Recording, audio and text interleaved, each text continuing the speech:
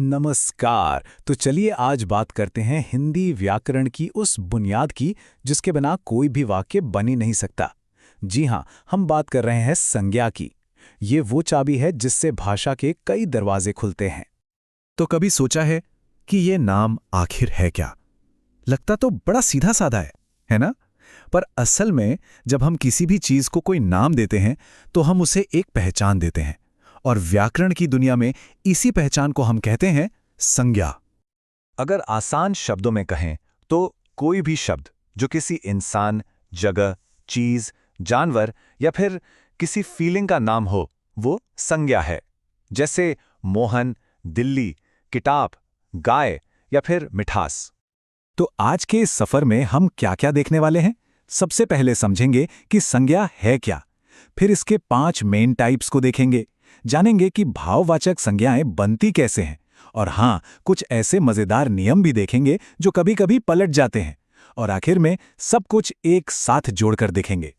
तो चलिए शुरू करते हैं सबसे पहले हिस्से से, इसकी नींव से। इसके टाइप्स में जाने से पहले इसे पहचानने के 2 बहुत ही बेसिक लेकिन जरूरी तरीके हैं। पहले वो समझते हैं। तो सबसे पहला सवाल जो हम पूछ सकते हैं कि क्या वो चीज जिंदा है या नहीं? मतलब क्या वो प्राणीवाचक है जैसे बच्चा, आदमी, गाय, या फिर अप्राणीवाचक जैसे मेज, घर, पहाड़? ये पहला फिल्टर है, कह सकते हैं।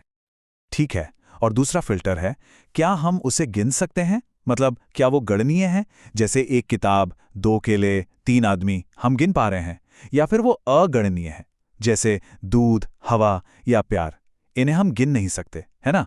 और ये वाला फर्क ये आगे चलकर बहुत काम आने वाला है। तो अब जब ये बेसिक बातें साफ हो गई हैं, तो अब हम संज्ञा की दुनिया में थोड़ा और अंदर चलते हैं। अब बात करते हैं इसके 5 मेन टाइप्स की, जो असल में इसके बिल्डिंग ब्लॉक्स हैं।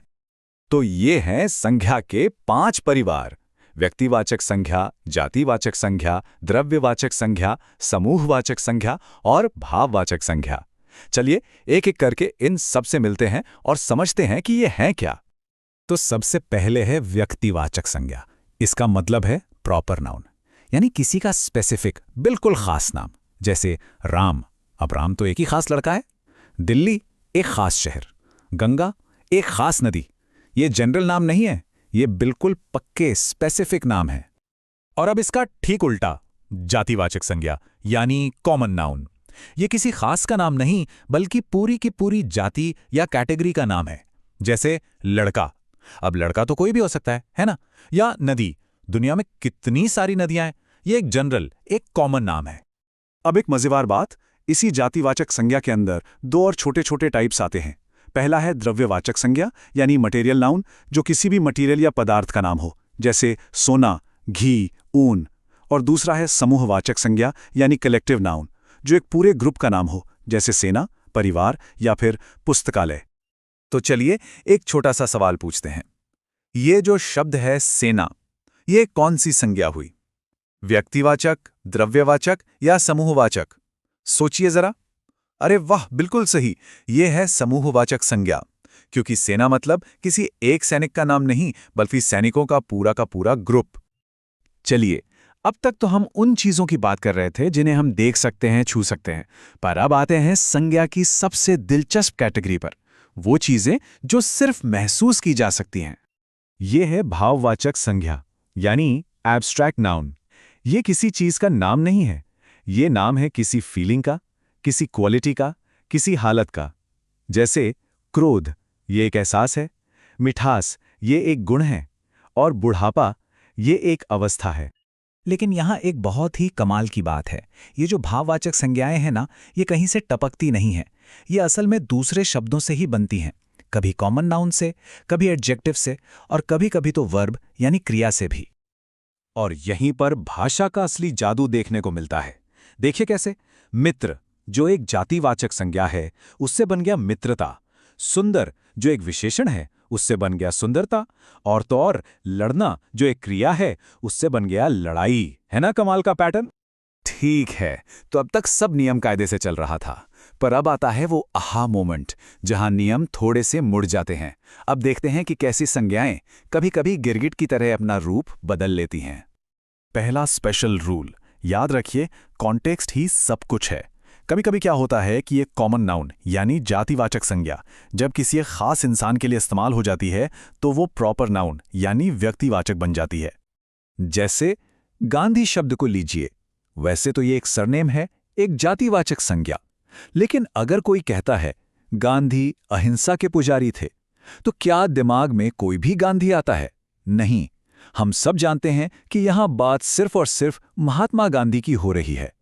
तो देखा, कॉन्टेक्स्ट ने कैसे एक कॉमन नाउन को प्रॉपर नाउन बना दिया।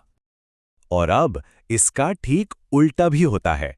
कभी कभी एक प्रॉपर नाउन यानी एक खास नाम किसी एक खास इंसान के लिए नहीं बल्कि उसकी क्वालिटी बताने के लिए इस्तेमाल होता है और तब वो जातिवाचक बन जाता है। इसका सबसे बेस्ट एग्जाम्पल है कालिदास भारत के शेक्सपियर हैं। अब यहां शेक्सपियर का मतलब उस एक इंसान से नहीं है, यहां शेक्सपियर का मतलब है महान नाटककार। मतलब कालिदास में महान नाटककार वाले गुण हैं, तो एक खास नाम यहां एक क्वालिटी का सिंबल बन गया। तो चलिए, अब तक जो कुछ भी हमने देखा उसे फटाफट एक साथ जोड़ते हैं और समझते हैं कि संज्ञा की असली पावर क्या है। तो सबसे जरूरी बातें क्या हैं? पहली, संज्ञा का मतलब है किसी भी चीज का नाम। दूसरी, इसके 5 मेन टाइप्स हैं: व्यक्तिवाचक, जातिवाचक, द्रव्यवाचक, समूहवाचक और भाववाचक। तीसरी, भाववाचक संज्ञाएं अक्सर दूसरे शब्दों में कुछ जोड़कर बनाई जाती हैं। और चौथी और सबसे जरूरी बात, कॉन्टेक्स्ट ही सब कुछ है। मतलब एक शब्द वाक्य में कैसे इस्तेमाल हो रहा है, इससे उसका टाइप बदल सकता है। तो जाते जाते एक सवाल के साथ छोड़ते हैं। संज्ञा सिर्फ ग्रामर का एक टॉपिक नहीं है, ये दुनिया को देखने का, उसे नाम देने का एक तरीका है। अगर आज एक नया शब्द, एक नई संज्ञा बनाने का मौका मिले, तो ऐसी कौन सी फीलिंग या कॉन्सेप्ट है जिसे एक नाम मिलना चाहिए? सोचिएगा जरूर।